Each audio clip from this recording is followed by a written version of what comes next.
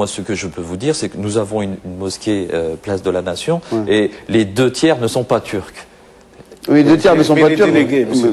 Mais quand il s'agit de voter, vous avez obtenu combien de pourcentage? 12,7%. Aussi grâce à cette mosquée dont vous parlez.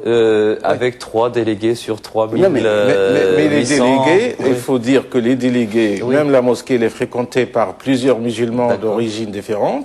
Mais lorsqu'on vient au choix des délégués, on va les choisir toujours de la même ethnie. C'est-à-dire, si la mosquée elle est turque, on va choisir que des délégués turcs. De la même origine nationale. C'est ça le problème. Et les autres se trouvent écartés. C'est ça, comme j'ai dit, le mode de choix qui doit être révisé. C'est plus les délégués qui reflètent la population de la mosquée. Mais la gestion de cette mosquée, la construction de cette mosquée, les réparations ou les dons qui sont faits à travers cette mosquée, c'est des membres de l'association. Alors, les associations sont d'origine différente, mais qui sont tout à fait ouvertes à des pratiquants réguliers qui souhaiteraient participer à la vie de cette association. Nous avons eu le cas en région parisienne, à Pontoise, où on a des présidents, des vice-présidents, excusez-moi, des vice-présidents qui sont des Français convertis, par exemple. Mais je pense que c'est général. En tout cas, M. Zemouri a exposé sa vision, vous la vôtre, concernant un peu le fonctionnement du CFCM. Vous avez parlé à l'instant, Ahmed Jabala, c'est important, des jeunes Français de confession musulmane qui ne se reconnaissent pas dans le CFCM. Est-ce qu'ils se reconnaissent? Est-ce qu'ils auraient envie, d'une manière ou d'une autre, de participer à une instance qui gérerait les questions de culte? Est-ce qu'ils ne sont pas éloignés, justement, des questions de culte, ces jeunes dont vous parlez? Parce que le mode de représentation actuel, il est lié avec les mosquées.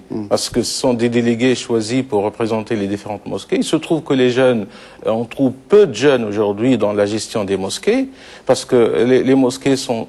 Ils ont autre chose à faire, c'est peut-être tant mieux d'ailleurs, non? Comment? Ils ont autre chose à faire, peut-être? Non, c'est pas ça toujours, mais les mosquées généralement sont détenues par des personnes assez âgées qui sont plutôt de la première génération, qui sont susceptibles justement. Ils ont plus de temps aussi. Oui, il y a beaucoup de retraités aujourd'hui dans les mosquées. Mais moi je reproche, je suis aux jeunes, parce que tout à l'heure, Monsieur Karim Azouz, il a dit que nous on a pris le choix de ne pas participer. Moi, je ne suis pas d'accord avec ce choix des jeunes. Il faut qu'ils soient là. Il faut qu'ils participent. Parce qu'il est vrai, aujourd'hui, peu de jeunes s'investissent dans les mosquées. Je sais et je reconnais que ce n'est pas facile de rentrer dans la gestion des associations. Souvent, il y a ce clivage politique. Surtout que ça rapporte il y a toujours cette peur, parce qu'on veut toujours assurer que les représentants, les délégués, soient toujours des personnes fidèles à un certain engagement avec un État d'origine. Et c'est un peu verrouillé. Mais il faut essayer d'être là pour essayer de changer la donne.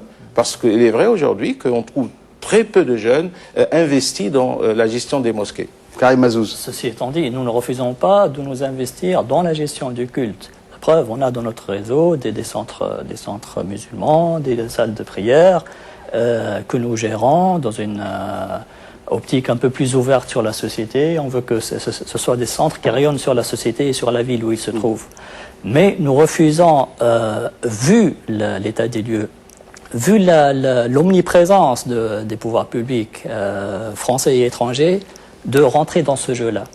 D'ailleurs, nous, par exemple, pour les précédentes élections du CFCM, c'est les RG qui sont venus eux-mêmes pour nous dire, voilà, vous avez droit à 15 délégués.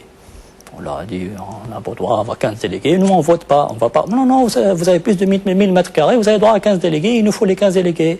Il a insisté pendant 1 heure pour avoir ces 15 délégués. Parler des renseignements généraux. Les renseignements généraux. Donc, je trouve qu'il est anormal que ce soit les renseignements généraux qui viennent pour essayer de convaincre un lieu de culte de participer ou pas, d'avoir les noms et de... C'est insupportable, ceci étant. Nous gérons de lieux de culte et nous serons prêts à participer à une gestion collective du culte musulman parce qu'il y a besoin. Aujourd'hui, lorsque le CFCM a été créé, on était dans la tête des pouvoirs publics, ils voulaient avoir un outil, un instrument pour contrôler les musulmans, vu l'image, l'optique sécuritaire dans laquelle on voit l'islam. Donc, c'est pour ça qu'il a été créé. Et c'est pour ça qu'ils sont allés à l'étranger chercher des supports pour pouvoir verrouiller au maximum. Cette optique-là, elle est très dommageable. Par contre, s'occuper du culte, s'occuper des vrais problèmes, on a passé maintenant tout le début de l'émission à parler de techniques de vote et de représentation, mais sur les projets, sur les besoins, sur les nécessités de la gestion du culte, on n'a pas dit un mot.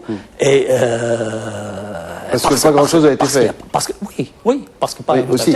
Et par construction. Il n'y a pas vraiment de bilan de mais parce que par construction, la façon dont a été créé le CFCM, rien ne pouvait se faire et rien ne peut se faire tant que ça restera comme ça.